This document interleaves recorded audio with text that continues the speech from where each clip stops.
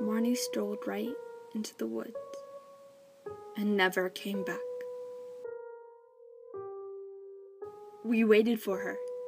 We could have just left the second she disappeared between the trees, but she seemed so damn confident that we waited. Nobody wanted to say it, but after 2 hours, we knew that was it. Sure, we felt bad for Marnie, but if I could have said one last thing to her, it wouldn't have been stop. It would have been thanks.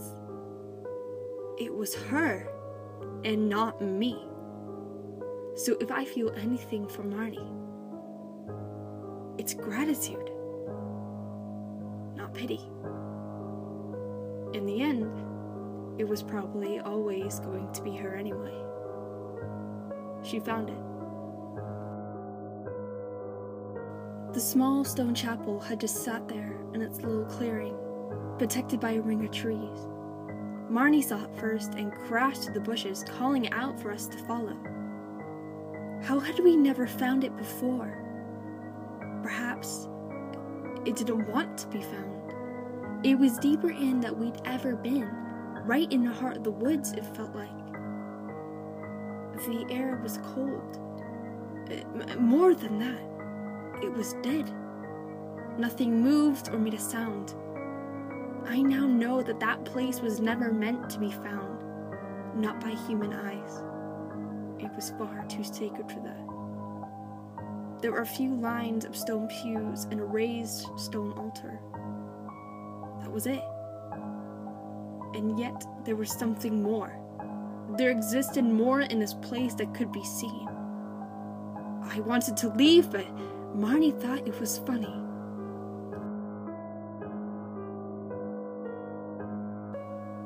We shouldn't have done it. It was Marnie's idea, of course.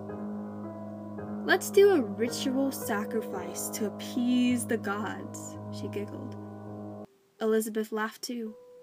She gave a fake little sermon at the altar, and we sat on the stone pews and bowed our heads.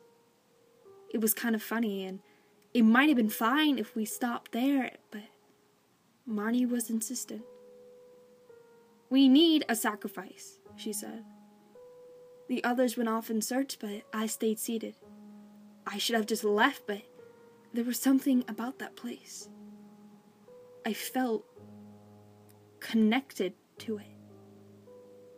Marnie came back smiling, holding a tiny little lizard. She carried it out in front of her, singing some sort of twisted tune. She stepped up to the altar, holding the lizard down with one hand. Elizabeth passed her a rock. She seemed less sure now. Marnie took it in the other hand and held it above her head. Mighty gods that bless these woods, she bellowed. Please accept this humble sacrifice we offer to you in exchange for your eternal favor. And then she brought the rock down. A couple of us gasped. I don't think anyone thought she would actually do it. There was a tiny stain of black blood on the altar. A chill swept through the clearing. That's when I knew we had awoken them. The others must have felt it too, because everybody wanted to leave. Even Marnie.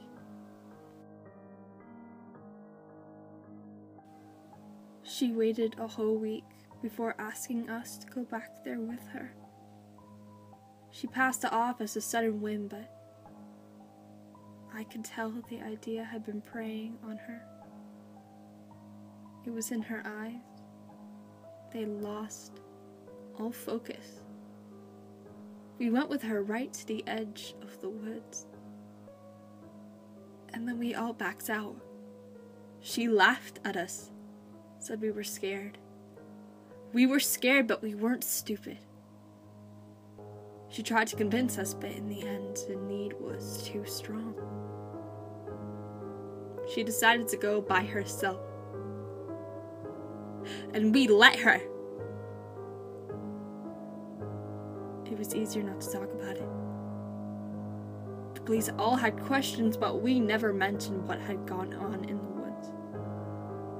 We all decided to stay away from that place. except for Elizabeth. She would talk about it endlessly. She became obsessed. She pleaded with us to go back. She said Marnie was calling to her. She said that she could feel that place calling to her. And I was terrified because I had felt it too. Lying awake at night, feeling that my heart would just burst if I couldn't go back there one more time. So we all ended back there at the edge of the woods, in the exact spot where Marnie had left us. The others tried to reason with her, but Elizabeth was beyond that. As I watched her disappear into the woods, I whispered a final goodbye. We waited again. I don't know why. With Marnie there had been some hope that she would return, but this time, I think we didn't want her back. How long did we wait for? As long as it took. We almost couldn't believe it when Elizabeth emerged from the woods. She walked straight out as if everything was fine. She was scratched and disheveled, and I don't even know if it was still her anymore.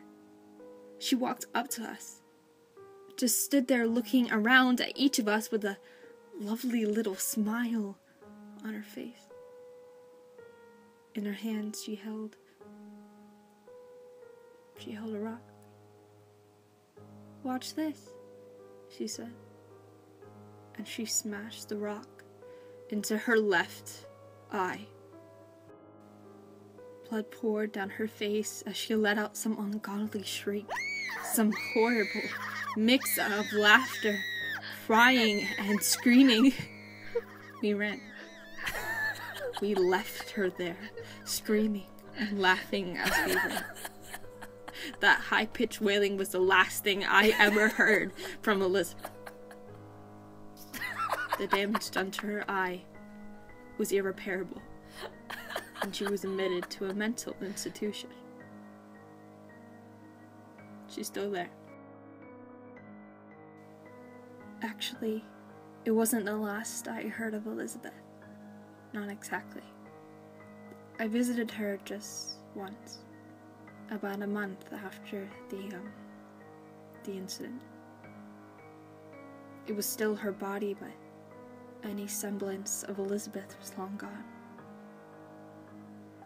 She sat there and just looked at me, still with that faint little smile. Her one good eye following my every move. I tried to talk to her. I wanted to apologize for what I do not know. Through it all, she just sat there and smiled. I didn't stay long. There didn't seem much point.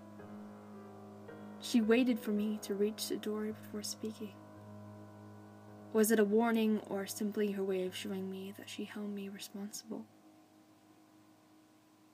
Regardless, I still hear that refrain echoing through my mind in that childish little chant. The trees, they came from the trees. They wanted you, but they said